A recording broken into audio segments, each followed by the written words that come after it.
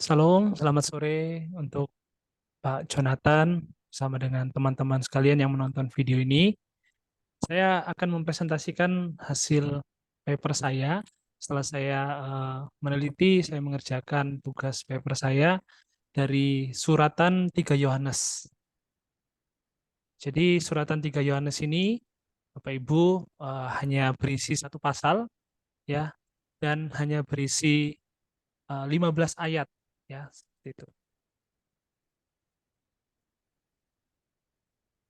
Lalu pendahuluannya, surat 3 Yohanes ini mengingatkan tentang pentingnya kisah Jumat mula-mula. Jadi ketika kita membaca tentang suratan Yohanes ini Bapak Ibu ya, ini dia berbicara tentang jemaat, ya, apa yang terjadi pada jemaat Tuhan pada saat itu, ya. Dan ini mengingatkan kita tentang betapa pentingnya kisah Jumat mula-mula atau gereja, ya, ketika gereja atau jemaat mula-mula itu berdiri, ya, kita tahu bersama dalam kisah para rasul, ya. Dan di dalam suratan Yohanes, dalam suratan 3 Yohanes ini menggunakan kisah 3 pribadi, ya, yang disebutkan di sana bernama Gaius, Diotrephes, dan Demetrius, ya. Nah, nanti kita akan mengulik singkat tentang ketiga pribadi ini, ya.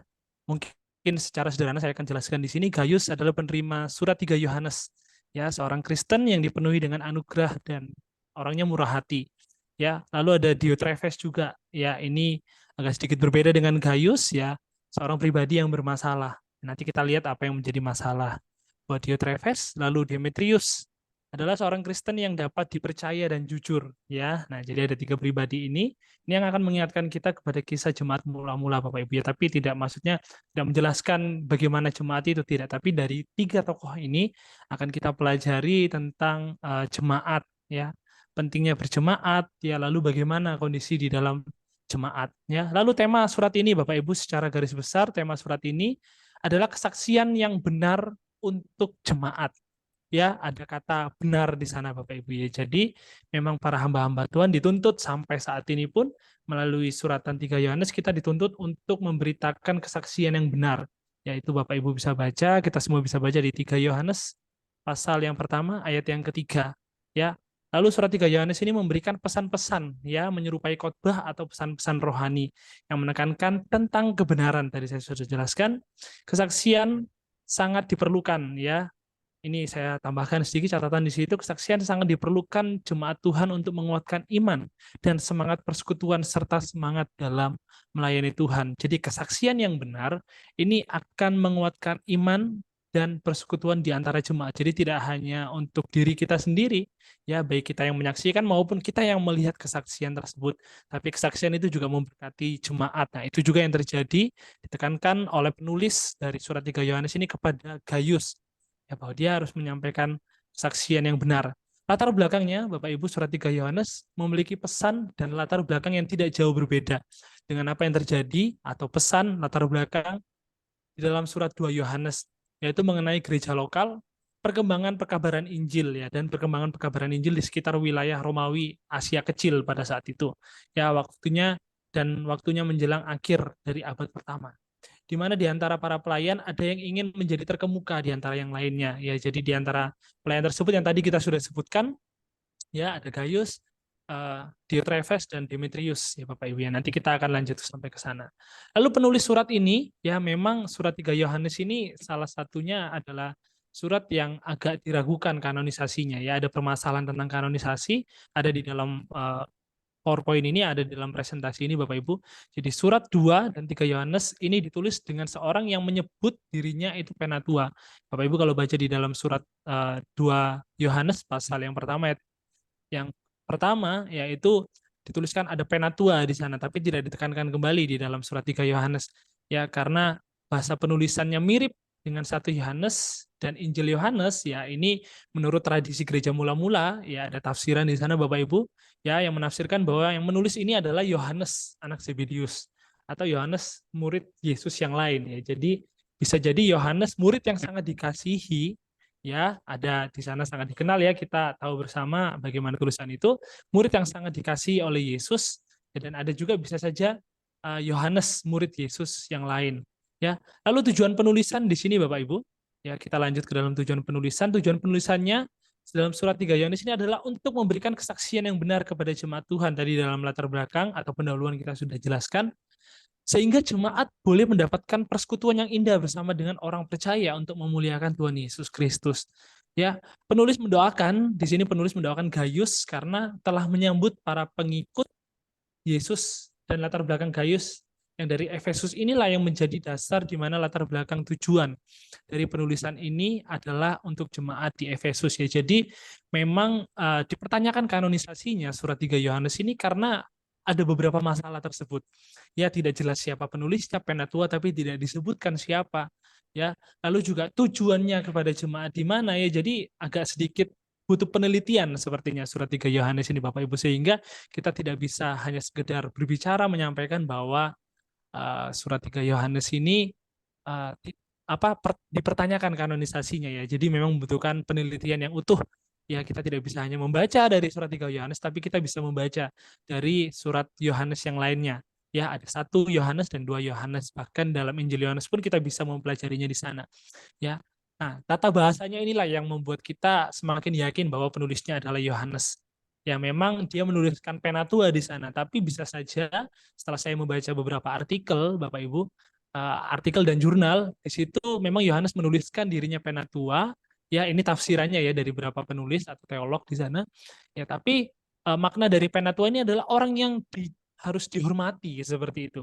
Ya, nah jadi Yohanes pada saat itu berada di Yerusalem ya ketika dia menuliskan surat ini ya. Nanti ada kita sampai ke sana ya. Lalu ini yang menjadi beberapa gambaran peta tentang beberapa ini tentang pelayanan dari Rasul Paulus sebenarnya Bapak Ibu ya.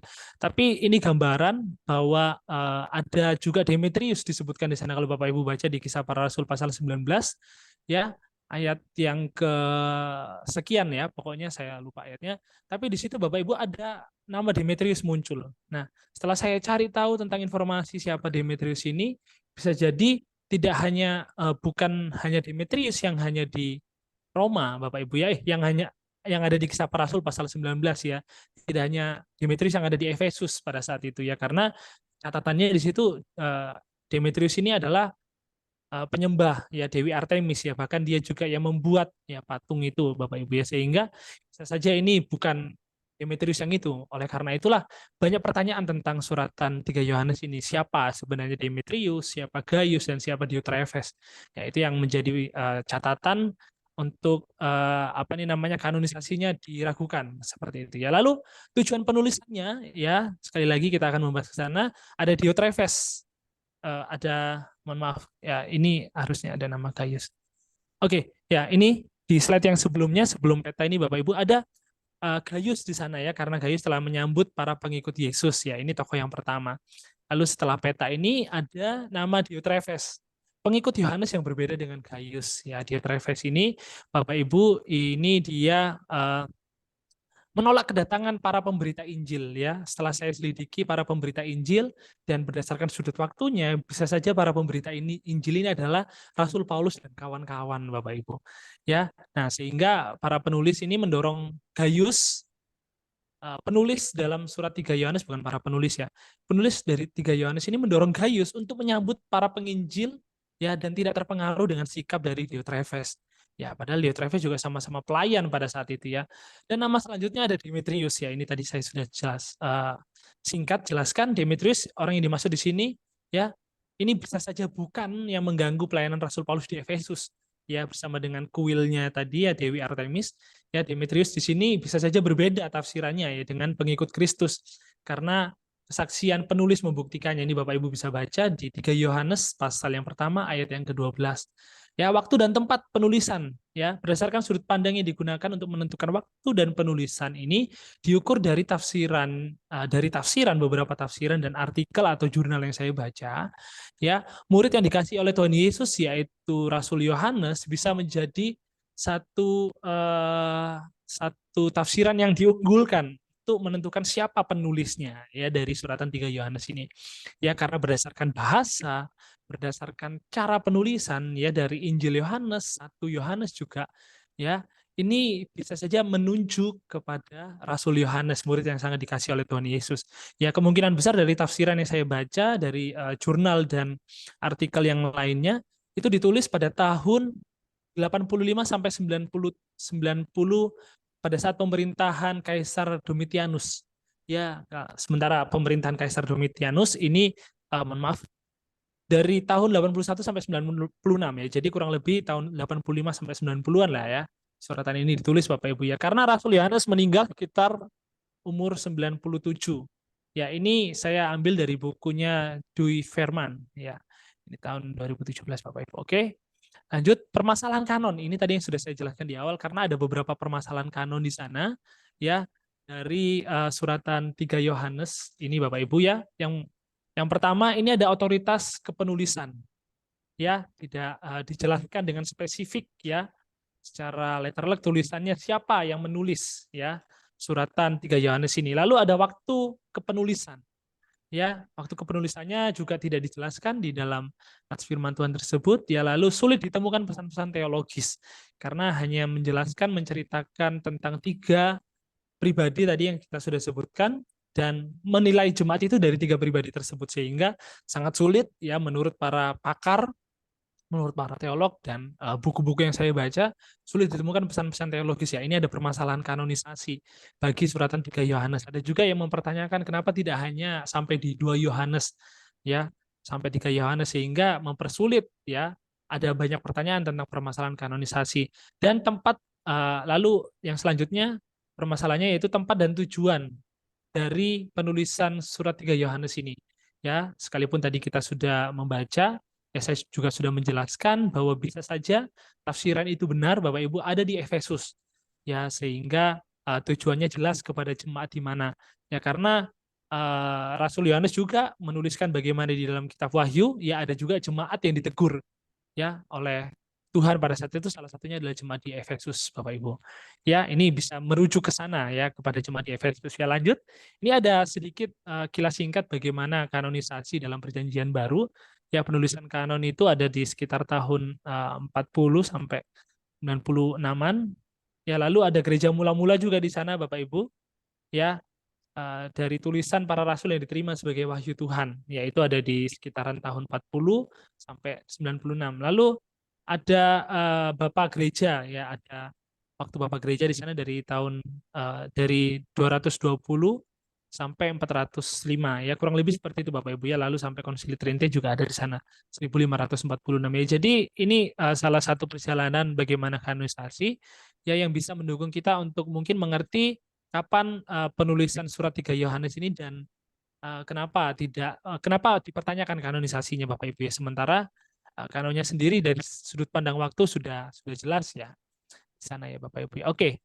Nah, ini yang bisa menjawab kita ya mengapa sekalipun ada banyak permasalahan dalam suratan 3 Yohanes dalam penulisannya, tapi pesan teologis yang bisa saya ambil ya di sini sebagai peneliti dari suratan 3 Yohanes, Bapak Ibu, ada beberapa pesan teologis yang bisa saya sampaikan untuk membantu kita sehingga kita tidak bisa hanya menilai ya bahwa ada kesalahan dari kanonisasi.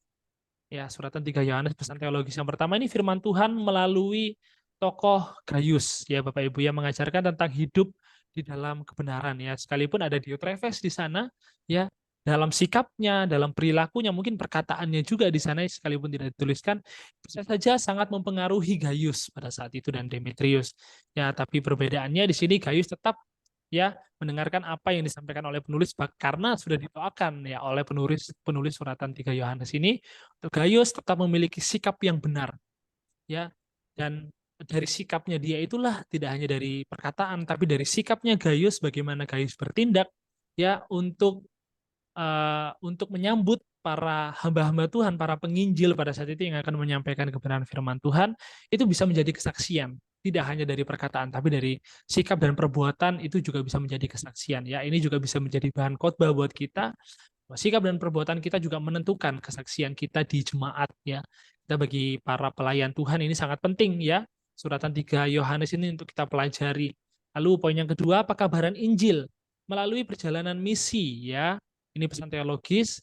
para penginjil menyampaikan karya keselamatan daripada Allah. Jikalau kita sebagai jemaat, Bapak Ibu, alangkah baiknya kita tidak terlalu mengkritisi, ya terlalu. Kita kembali lagi, ya ada beberapa dosen menjelaskan kepada saya, jikalau ada beberapa pengkhotbah yang mungkin salah dalam mengucapkan kata-kata atau menyampaikan kebenaran firman Tuhan, ya mereka tetap manusia yang biasa yang tidak terlepas dari kesalahan. Tentunya kita harus kembali kepada nats firman Tuhan yang disampaikan. Itu poin penting yang bagi saya harus pelajari, karena jika kita belajar tentang teologi di sini, kita bisa saja menilai, ya menilai bahwa pengkhotbah itu salah seperti itu, ya tidak, ya, tapi kita menghargai apa yang disampaikan, ya kita juga kembali kepada kebenaran firman Tuhan. Ya, lalu ada kasih Allah atas kehidupan orang percaya. Ya, ini tertuang di dalam 1 Yohanes, ya suratan 1 Yohanes, Bapak Ibu bisa baca, ya karena ini menjadi satu kesatuan, surat 1 dan 1 sampai 3 Yohanes, Bapak Ibu, ada kasih Allah di sana, ya kepada orang-orang percaya. Oleh karena itu kesaksian kita ini menjadi sangat penting, ya untuk menyampaikan kasih Allah kepada para jemaat. Kita sudah belajar tentang kebenaran firman Tuhan melalui kelas-kelas teologi, ya. Nah, pelajaran yang disampaikan oleh Gaius dan tokoh-tokoh yang lain di situ, tidak hanya Gaius dan Demetrius, ada beberapa tokoh di sana, para penginjil juga, yang menjadi kesaksian, ya yang penting untuk para jemaat itu bisa menerima kasih Allah. Ya, karena kehidupan mereka mungkin mereka tidak sepenuhnya ya percaya kepada Allah pada saat itu. Ya, tapi sangat diperlukan sekali, sangat penting bagi kita para pelayan Tuhan untuk kita menyampaikan kasih Allah yang melalui kesaksian yang benar kepada sidang jemaat. Ya, lalu yang poin yang keempat, pesan teologisnya di sini menghargai perjalanan pekabaran Injil dan menjadi saksi. Ya, tidak jauh berbeda dengan apa yang saya sudah sampaikan di poin yang kedua tadi. Ya, jadi tetap kita menghargai ya para penginjil. Kalau kita cari sekarang para penginjil mungkin kita akan kesulitan. Oleh karena itu, seberapapun firman Tuhan yang sudah disampaikan kepada kita dalam waktu yang singkat sekalipun, kita harus tetap menghargai. Karena di sana juga ada pekabaran Injil, ada pemberitaan Injil Tuhan dalam kehidupan seluruh sidang jemaat, ya. Lalu garis besar surat Yohanes, ya ini saya bacakan secara cepat. Ada salam dari ayat 1 sampai ayat yang kedua, nanti Bapak Ibu bisa baca. Gaius disebutkan sebagai penerima surat 3 Yohanes. Lalu ada pujian atas Gaius, ya ayat yang kedua sampai ayat yang ke-8, karena ini hanya satu pasal Bapak Ibu. Sikap Gaius yang baik dalam meresponi datangnya para pengkhotbah dan penginjil dalam menyampaikan kebenaran firman Tuhan. Ya, lalu ada kritik terhadap Diotrephes ya yang terlalu vokal pada saat itu, ya. Mereka menolak Diotrephes menolak para pengkhotbah, ya, sekalipun memang kelihatan dia punya ambisi di sana, tapi ambisinya ini salah, ya. Saya tuliskan di sana demikian. Lalu poin yang keempat ada Demetrius, ya. Penulis memuji Demetrius ini, ya, karena sikapnya Demetrius sekalipun dalam kondisi yang tidak baik, mungkin pada saat itu berada dalam kondisi yang tidak baik, ada hasutan mungkin dari Diotrephes, tapi Demetrius tidak terpengaruh. Ya, pada kenyataannya pun tidak, itu Bapak Ibu nanti bisa baca. Jadi ayat yang ke-11 sampai ayat yang ke-12. Lalu ada kesimpulan, ya, ayat 13 sampai ayat yang ke-15 ini berisi tentang rencana dari penulis di masa depan, ya. Penulis ini memiliki rencana di masa depan seperti yang biasa disampaikan di dalam surat-surat yang lainnya yang ada di dalam Alkitab, ya. Ini menjadi kesimpulan bagi presentasi saya pada saat ini. Fokus pesan yang disampaikan oleh surat 3 Yohanes tidak langsung disampaikan untuk gereja. Ya, saya tuliskan Yohanes di sana karena tidak hanya 3 Yohanes, tapi ada 1 dan 2 Yohanes, bahkan sampai 3 Yohanes. Ini disampaikan untuk gereja dalam arti bangunan fisik, melainkan orang percayanya. Ya, tidak hanya bagi gereja bangunan, bukan bagi gereja bangunan fisiknya, tapi orang-orang beriman, orang-orang kudus, orang-orang percaya yang ada di dalam gereja tersebut. Ya, agar setiap orang setiap orang percaya hidup di dalam kebenaran, ya. Jadi tidak hanya untuk kebenaran diri sendiri, ya, tapi juga untuk seluruh umat Tuhan dan orang-orang yang berjuang untuk iman kepada Tuhan Yesus Kristus, ya. Sehingga ketika kita sudah bertindak dengan benar, ketika kita sudah mengatakan perkataan yang benar, ketika kita sudah melakukan hal yang benar, yang menyampaikan kebenaran firman Tuhan dengan benar bagi kita para pelayan Tuhan, maka seluruh umat Tuhan, umat yang dipilih Tuhan, orang-orang percaya ini bisa berjuang dengan sangat kuat untuk imannya kepada Tuhan, tidak tersandung di dalam gereja, tidak tersinggung, ya, tidak mudah marah di dalam gereja, karena kita temui itu di dalam gereja. Sehingga kesimpulan melalui suratan 3 Yohanes ini, Bapak Ibu, mengingatkan kita untuk kita berjuang bagi umat-umat Tuhan, tidak hanya bagi kehidupan kita yang sudah melayani Tuhan, para pelayan Tuhan, tapi juga bagi seluruh umat Tuhan. Ya, inilah yang menjadi presentasi bagi saya untuk suratan 3 Yohanes, dan yang boleh menjadi berkat bagi kita semua. Terima kasih banyak. Pak Jonathan Octavianus sudah mengajar saya selama ini. Tuhan Yesus memberkati. Salam.